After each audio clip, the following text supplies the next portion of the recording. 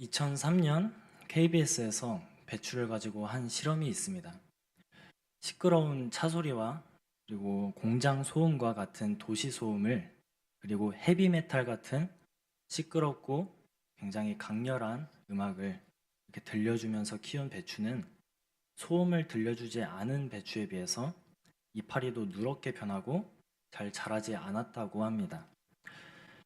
반대로 식물이 좋아하는 음악이 있는데요. 이것을 그린 음악이라고 합니다. 이 그린 음악은 자연에서 직접 녹음한 물소리, 새소리, 그리고 바람소리 등이 어우러져 있어서 숲속에 온 듯한 그런 느낌을 받는다고 합니다. 이 그린 음악을 들려주며 식물을 키우면 이 식물이 이산화탄소를 흡수하는 기공을 크게 열어서 양분을 많이 흡수하게 되어서 최대 33%까지 빠르게 성장합니다. 또한 중풍이나 고혈압 같은 그런 각종 질병에 효과가 있는 그런 성분들이 2.5배 이상 더 증가되는 효과까지 있었다고 합니다. 이렇게 듣는 것이 비인격적인 자연 세계에서도 이토록 큰 영향을 받는데 하나님의 형상으로 지음받은 우리들은 얼마나 더 큰 영향을 받을까요? 우리는 말로 사람을 살릴 수도 있고 또 죽일 수도 있습니다. 오늘은 욥의 이야기를 통해서 정죄와 공감, 이것을 분별할 수 있는 시간이 되었으면 좋겠습니다. 어느 날 사탄이 하나님께 말합니다. 하나님, 욥이 까닭없이 하나님을 경외하겠습니까? 하나님이 욥에게 주신 복 때문에 하나님을 찬양하는 거죠. 그 복을 다 뺏어버리면 아무리 욥이라 할지라도 하나님을 욕할 겁니다. 이 사탄의 말 때문에 욥은 인간이 가장 가혹하다고 느낄 만한 시험을 받습니다. 붙어있는 목숨 빼고는 모든 것을 잃어버리죠. 성경에 보니까 욥은 양 7,000마리, 낙타 3,000마리, 그리고 소 500마리, 암낙이 500마리나 있었는데 이 많은 재산을 하루아침에 잃어버립니다. 그리고 아들 7명, 딸이 3명 있었는데 이 10명의 자녀를 한꺼번에 다 잃어버리고 자신을 따르던 그 많던 종들까지 다 잃게 됩니다. 여기서 뿐만 아니라 욥의 발바닥에서 정수리까지 온몸에 악성 종기가 나서 깨진 항아리 그릇으로 몸을 벅벅 긁을 정도로 간지러웠다고 합니다.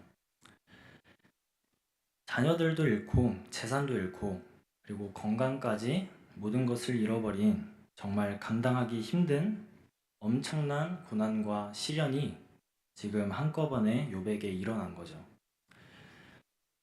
그러나 욥의 고백은 이렇습니다. 욥기 1장 21절 말씀을 다 같이 합독하시면 좋겠습니다.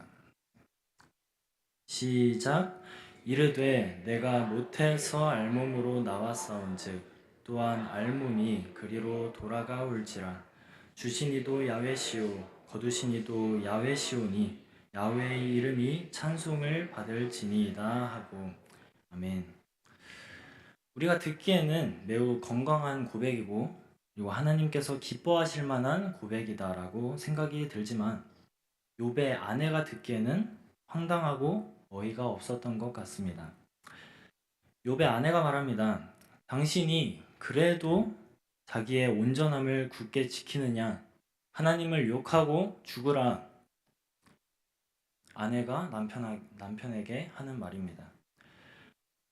자식을 잃은 부모가 재산까지 다 잃고 이제는 어떻게 살아야 할지 모르겠는 그런 상황 속에서도 하나님을 찬양하는 그런 남편을 욥의 아내는 이해하지 못하고 입술로 욥을 주저앉게 만드는 거예요.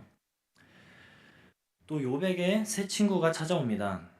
찾아온 목적은 욥을 위로하고 또 격려하기 위해서였어요. 그러나 이 친구들의 말 때문에 고난과 역경 속에서 믿음을 열심히 지키려고 노력하던 그 욥의 믿음이 무너져 내립니다. 욥기 4장 7절입니다. 죄 없이 망한 자가 누구인가? 정직한 자의 끊어짐이 어디 있는가? 욥의 친구들이 이야기하는 겁니다. 너가 죄인이라서 그래. 너가 정직하지 못해서 그래. 너가 의인이고 정직했다면 하나님께서 너에게 왜 이런 벌을 주셨겠어? 결국 욥과 세 친구들은 위로와 격려는커녕 언쟁을 하게 됩니다. 욥은 고난을 얼마든지 이길 수 있었어요. 자식을 다 잃고 재산까지 잃고 건강까지 다 잃었어도 믿음으로 그것을 극복하려고 견디면서 하나님을 찬양한 게 욥입니다. 그런데 가장 가까운 사람인 아내가 욥에게 한 미움의 말과 그리고 세 명의 친구가 한 정죄의 말들, 분별력 없는 사람들의 말들로 인해서 강한 믿음을 가지고 있던 욥이 주저앉습니다.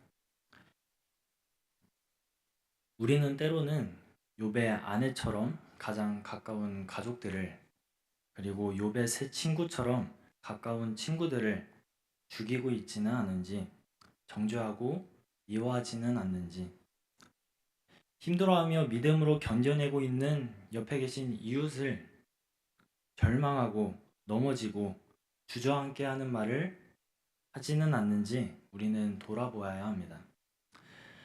고난과 시련 속에서 주저앉고 절망하고 있는 욥에게 드디어 하나님이 나타나십니다. 그리고 욥에게 질문하세요.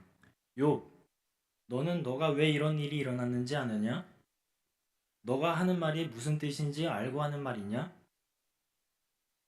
욥기 38장부터 41장까지 무려 4장 동안 하나님께서 끊임없이 질문하시는데 욥은 단 한마디도 할 수가 없었습니다.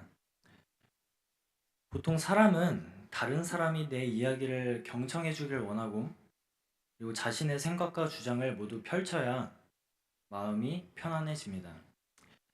그러나 하나님께서 던지시는 그 질문들에 단 한마디도 하지 못했지만 욥의 마음은 놀랍도록 편안해지는 거예요.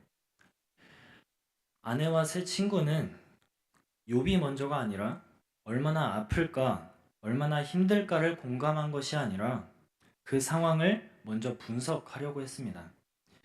그래서 그들은 욥을 위로할 수 없었고 하나님을 엉뚱한 하나님으로 만들어 버린 거죠.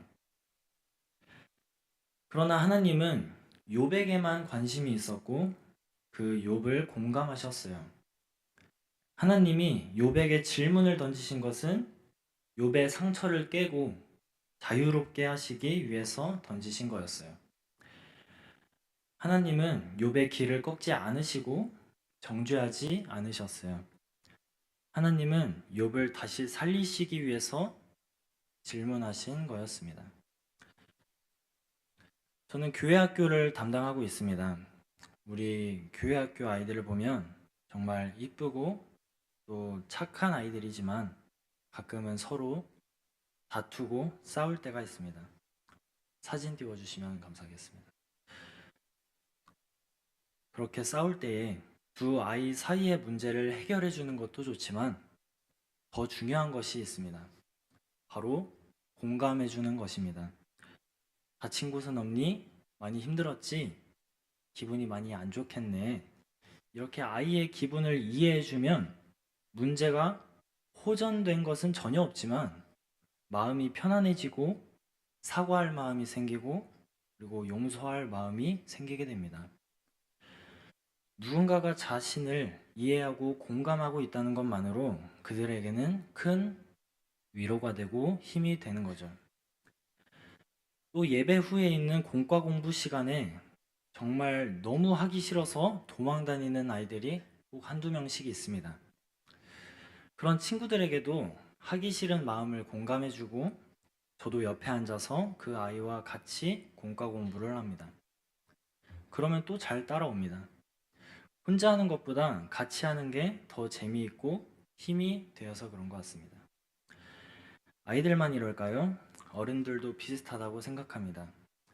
가르치려는 입장보다는 그와 같은 입장이 되어서 이야기한다면 그는 다시 희망을 얻고 평안해지고 다시 일어날 힘을 얻게 될 것입니다.